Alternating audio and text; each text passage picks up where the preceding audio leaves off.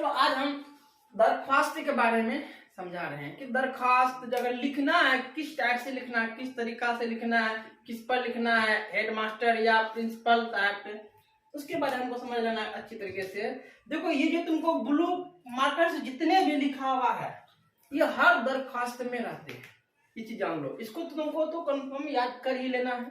जितने भी blue marker से तुमको दिख रहा है, समझे, ये ब्लू मार्कर है, ये वाला है, ये वाला है, ये वाला है, ये और ये जितने ब्लू मार्कर से लिखा हुआ है हर दरख्वास्त लिखने में इसकी जरूरत पड़ती है।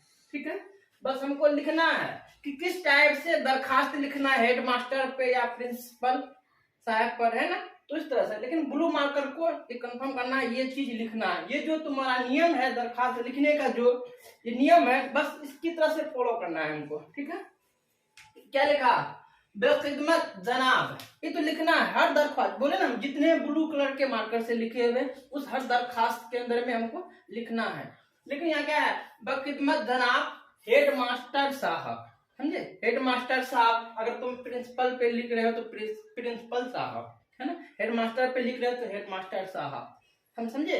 अब लिखेंगे, क्या लिखेंगे, अगर तुम जिस हेडमास्टर पे लिख रहे हो उस हेडमास्टर किस स्कूल से में पढ़ाते हैं, किस स्कूल में रहते हैं, उस स्कूल का नाम लिख देना है यहाँ। ठीक है, अली बाजिम जो भी है।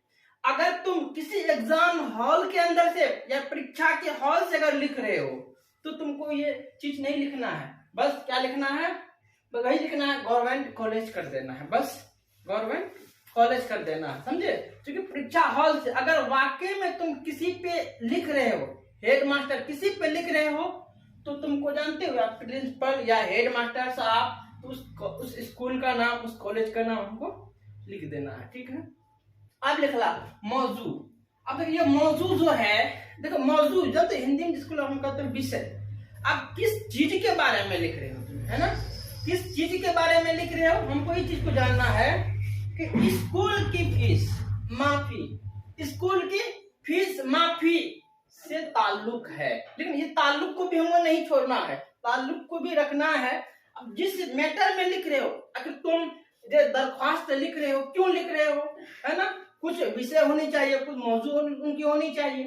तो स्कूल की फीस माफी से ताल्लुक है, इनकी जो रीजन क्या है, दरख्वास्त लिखने का रीजन क्या है, यानी फीस माफी के लिए, है ना।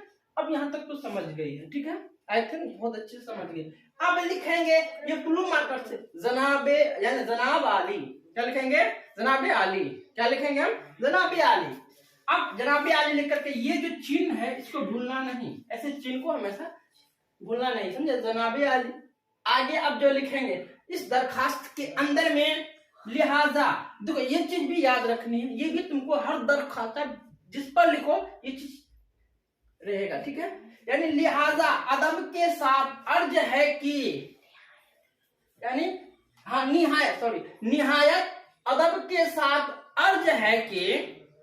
अब देखो इसकी यहां तक तो लिख देना है, यानी निहायत अदब के साथ अर्ज है कि। इसके बाद अब तुम्हारा रीजन क्या है, अपनी बातों को रखेंगे। इस दरखास्त के अंदर में क्या मैटर था, किस लिए लिख रहे हो, क्या कहते हैं, उन बातों को क्या करेंगे, हम रखेंगे। ठीक है, अब देखो अपनी बातों को रखेंगे उस दरखास्त के अंदर में, तो उनके बारे में अपनी बात को रख करके जो जो चीज तुमको कहना है उस दरखास्त के अंदर में तो लिख देना।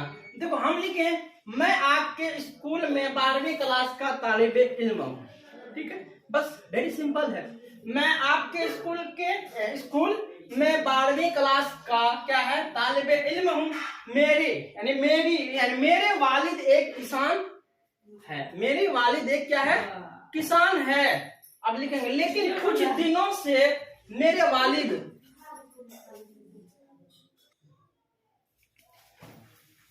अब देख लो क्या लिखे हैं, यानी इतना तो मैटर तुमको लिख ही देना हर दरखास्त के अंदर में। लिखना आगे, मैं आपके स्कूल में 12वीं क्लास का तालिब इल्म हूँ। आगे लिखना मेरे, है ना, मेरे वालिद एक किसान है ना, क्योंकि गरीब है तो किसान ही होगा, तो कोई पढ़े लिखे नहीं था तो कोई क्या कहते हैं, वो कोई सर्विसमैन तो नहीं है, एक क्या है, किसान है। लेकिन कुछ दिनों से मेरे वालिद बहुत तेज बीमार हैं, मैटर यही लिखना है।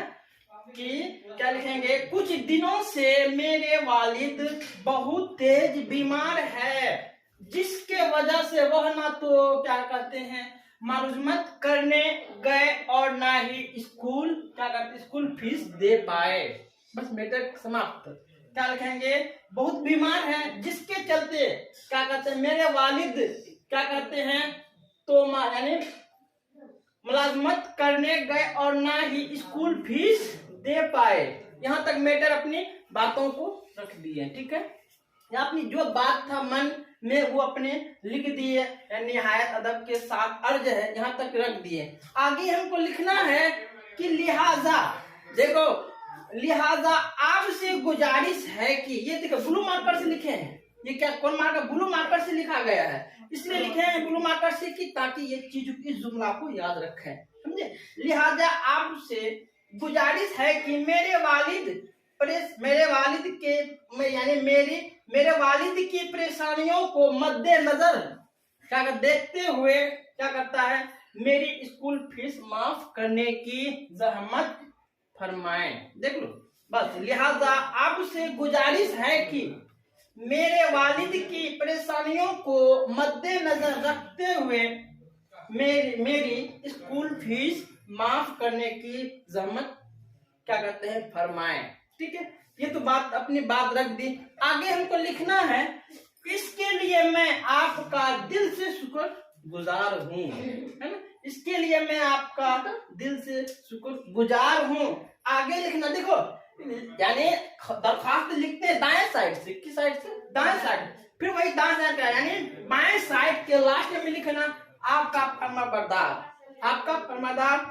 देखो जो नाम होगा वो डाल देना है, क्लास जितने में जिस वर्ग में पढ़ती उस वर्ग का नाम लिख देना है, और रोल नंबर जितना है उसके बारे में लिख देना। लेकिन एक चीज याद रखना कि अगर तुम एग्जाम हॉल के अंदर में लिख रहे हो आवेदन प्रिंसिपल साहब पर, तो ये तो यार बात लिख देना, हेड मास्टर पे लिख रहे हो या प्रिंसिपल साहब पे लिख रहे हो तो लिखना है इतनी बात। लेकिन एग्जाम हॉल से लिख रहे हो तो सिर्फ गवर्नमेंट कॉलेज कर देना है। ये गवर्नमेंट कॉलेज यहाँ पे कुछ नहीं लिखना है, यानी स्कूल का नाम गवर्नमेंट कॉलेज का नाम कुछ हमें नहीं लिखना है। बस ये चीज को याद रखना। मौजू तुम्हारा किसके बारे में, रीजन क्या है, दरखास्त लिखने का रीजन क्या, वो चीज लिख देना, उससे क्या है ताल्लुक है, मतलब इस चीजों से ताल्लुक है, फीस माफ करने से करने की ताल्लुक से है।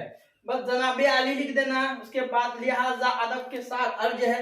लेकिन ये जो ब्लू मार्कर से इसको अच्छे तरीके से तुमको समझ लेना है कि ये ब्लू मार्कर छूटना नहीं चाहिए, हर दरख्वास्त के अंदर में लिखा जाता है, हर एप्लीकेशन के अंदर में लिखा जाता है, ये समझे।